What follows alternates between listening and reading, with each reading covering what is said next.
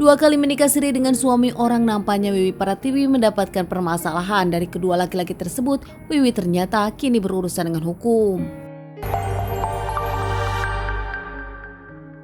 Kasus ini terjadi sudah zaman dulu. Wanita ini punya 2 suami dan kini bermasalah dengan urusan hukum. Wanita bernama Wiwi Pratiwi asal Nganjuk, Jawa Timur ini dari awal memang susah kehidupannya, dari dirinya lahir hingga dewasa. Dirinya adalah anak ketiga dari 10 bersaudara. Bukan cuma miskin, dirinya pun tak diinginkan oleh keluarganya hingga akhirnya Wiwi tinggal di rumah sang kakak. Namun di rumah sang kakak pun Wiwi tak bahagia. Dirinya dianggap seperti pembantu dan kerap dipakai oleh suami kakaknya sendiri.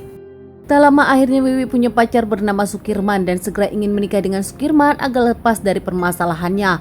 Namun ternyata dirinya bisa berhasil menikah di tahun 69 dengan Sukirman dan dikaruniai 1 orang anak.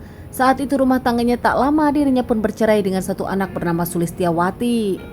Tak lama usai dirinya menjanda, Wiwi pun berkenalan dengan seorang polisi bernama Sony Butar-Butar, polisi berpangkat yang ternyata sudah punya istri dan anak. Wiwi jadi selingkuhan dari Sony. Dari hubungan perselingkuhannya dengan Sony pun Wiwi dikaruniai 2 orang anak wanita. Saat itu Sony dengan Wiwi tak menikah, namun akhirnya dipaksa menikah karena 2 anak Dina dan Weni perlu surat-surat. Akhirnya mereka menikah siri. Saat itu Sony dengan Wiwi berbeda keyakinan, namun Sony pura-pura menjadi Islam agar bisa menikah siri di KUA Tanah Abang. Menikah siri, Wiwi pun mendapatkan kemewahan dari Sony, bahkan dirinya pun mendapatkan rumah mewah di Kebayoran. Setelah lama menikah dengan Sony, nampaknya banyak permintaan Wiwi membuat Sony kesal hingga Sony meminta Wiwi menjadi wanita malam untuk memenuhi kebutuhannya sendiri. 2 adik Wiwi pun dijadikan polisi oleh Sony saat itu, namun nampaknya pekerjaan Sony yang menjadi polisi harus membuat dirinya pindah keluar kota dan berjauhan dengan Wiwi sang istri siri. Rumah tangga pernikahan siri mereka pun jadi dingin, keduanya hanya berkomunikasi lewat surat dan tak ada komunikasi lain.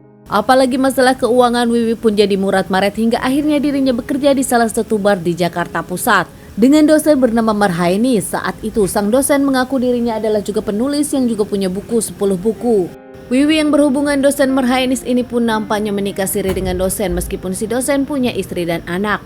Namun dalam pernikahan sirinya pun Wiwi kali ini tak bahagia. Ternyata Pak dosen kerap melakukan KDRT kepada Wiwi, kerap memaksa melakukan dengan hal-hal yang aneh, dan bahkan Wiwi pun tahu kalau sang dosen kerap berselingkuh juga dari dirinya. Ada 1 mahasiswa hamil, namun saat itu sang mahasiswa minta digugurkan. Pak dosen yang mengaku tak mau punya anak lagi, sementara Wiwi pernah beberapa kali hamil, 11 kali. Wiwi melakukan pelunturan kandungan. Wiwi sendiri saat itu masih bisa menerima, namun dirinya tak kuat lagi saat ternyata sang dosen merayu anak pertamanya.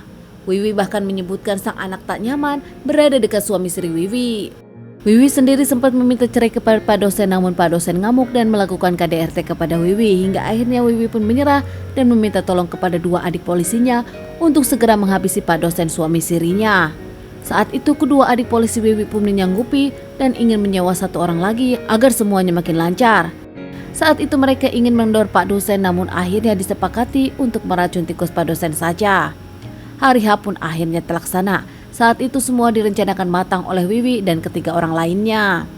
Untuk memperlancar masalah ini, Wiwi pun menyewa salah satu rumah di kontrakan di daerah Ciracas, Jakarta Timur.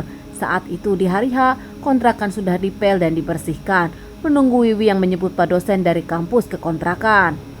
Hingga saat itu Wiwi pun menjemput Pak dosen ke kontrakan dan menjemput adik-adik Wiwi dulu. Di rumah kontrakan semuanya ngumpul ngobrol-ngobrol. Saat itu Wiwi meminta adiknya membelikan makanan dan juga kopi. Itu pertanda Wiwi akan segera melakukan aksinya. Saat itu pun bahkan Wiwi dengan Pak dosen sempat uik-uik dulu saat adik-adiknya membeli makanan dan minuman. Tak lama Pak dosen pun minum dan makan makanan yang sudah diracuni. Pak dosen tanpa sadari langsung tidur dan nampaknya mengeluarkan cairan dalam bibirnya. Saat kondisi seperti itu, kedua adik Wiwi langsung memukuli dan memasukkannya ke karung. Karung itu pun langsung dimasukkan ke mobil dan langsung dibuang di daerah Sukabumi. Tak hanya itu, mobil pun langsung dibakar di Sukabumi dan kedua adik polisi Wiwi langsung pulang ke Jakarta memakai angkutan umum. Semuanya nampak sudah selesai di pikiran keluarga Wiwi, namun berbeda dengan keluarga Pak dosen yang kebingungan karena Pak dosen tak pulang-pulang ke rumah. Hingga akhirnya keluarga Pak dosen pun melaporkan kepada pihak kepolisian. Tak lama usai polisian menyelidiki, polisi pun mendapatkan berita di Sukabumi ditemukan seorang laki-laki yang sudah tak bernyawa dan ternyata itu adalah Pak dosen. Setelah pihak kepolisian menyelidiki dengan bukti-bukti yang ada, bahkan akhirnya tertangkap Wiwi dengan ketiga orang lainnya. Wiwi sendiri akhirnya diamankan dan menjalani beberapa kali persidangan. Wiwi divonis 15 tahun penjara sementara ketiga orang lainnya 10 tahun penjara.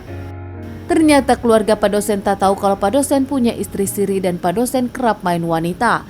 Istri dari Pak Dosen pun tak menyangka sang suami dihabisi istri sirinya sendiri.